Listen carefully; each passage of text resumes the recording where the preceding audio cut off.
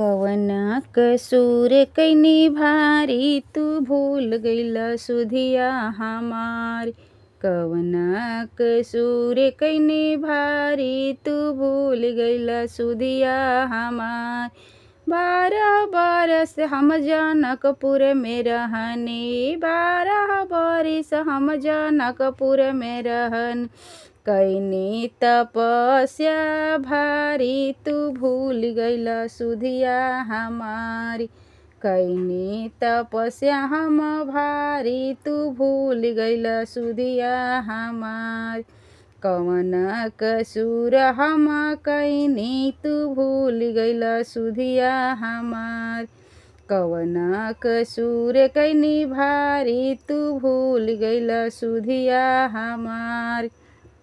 12 बरिस हम अवधपुर में रह, 12 बरिस हम अवधपुर में रह, अवधपुर में रहनी, अवधपुर में रहनी। सास ससुर जी के सेवा हम करनी, सास ससुर जी के सेवा हम कैनी। कवना कसूर कैनी भारी तू भूल गइला सुधिया हमारी। कवना कसूर कैनी भारी तू भूल गइला सुधिया हमार।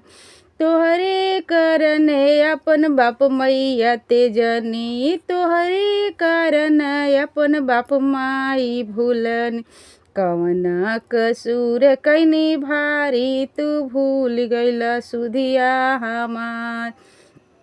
कवना कसूर कैनी भारी तू भूल गइला सुधिया हमार।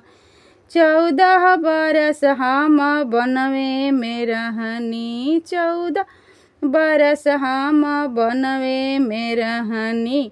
बनवा में रानी सही दुख कठिनाई तू भूल गइला सुधिया हमारी। बनवा में सनी दुख कठिनाई तू भूल गइला सुधिया हमारी।